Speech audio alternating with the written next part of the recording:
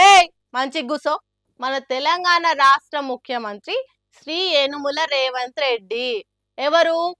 ఆ శ్రీ యనుమల రేవంత్ రెడ్డి. ఇవాళ మీకు ఇదే హోంవర్క్. ఒక్కొక్కరు 10 పేజీలలో 100 సార్లు రాసుకొని రావాలి. ఉత్తగా రాసుకొని రావడం కాదు, పలుకుతూ రాయాలి. ఏమి అర్థమైందా?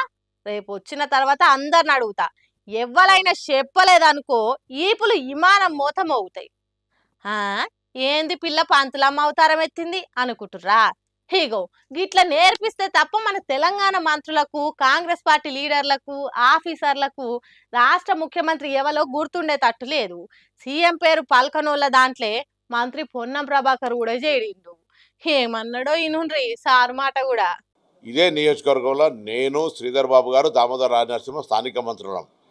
ఇదే నియోజకవర్గంలో కేసీఆర్ గౌరవ ముఖ్యమంత్రి, హరీష్ రావు గారు, కేటీఆర్ గారు కూడా ఉన్నారు. ఇన్నరా గౌరవ ముఖ్యమంత్రి కేసీఆర్ గారట.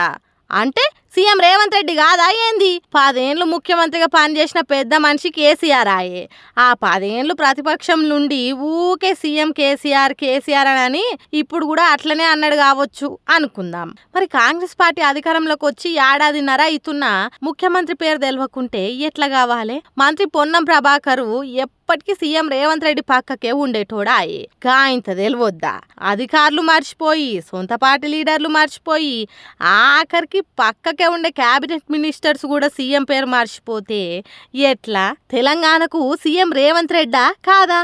అబ్బబ్బా, ఒక్కలా ఇద్దరా? సభలకు స్వాగతాలు వాళ్ళకి ఆఫీసర్లు జగ్గారెడ్డి, జూపల్లి కృష్ణారావు, సినిమా హీరో అల్లు అర్జును, వీళ్ళు కాకుండా ఇప్పుడు పొన్నం ప్రభాకర్ కూడా మర్చిపోయిండు సీఎం పేరును.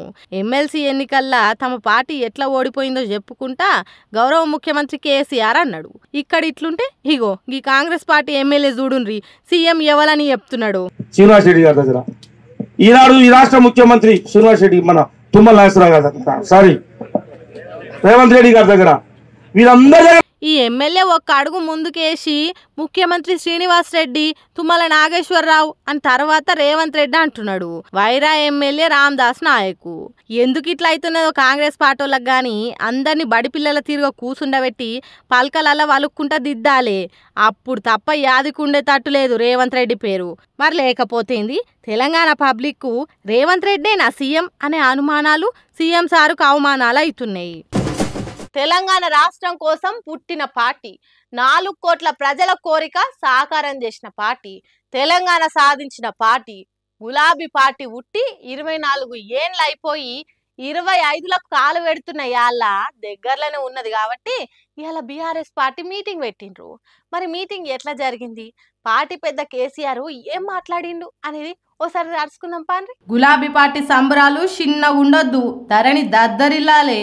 25 ఏండ్ల పండుగ ప్రతి ఇంటికి చేరాలి. తెలంగాణ మొత్తం గులాబీ రంగులతో నిండిపోవాలి, అంగరంగ వైభవంగా ఉండాలి.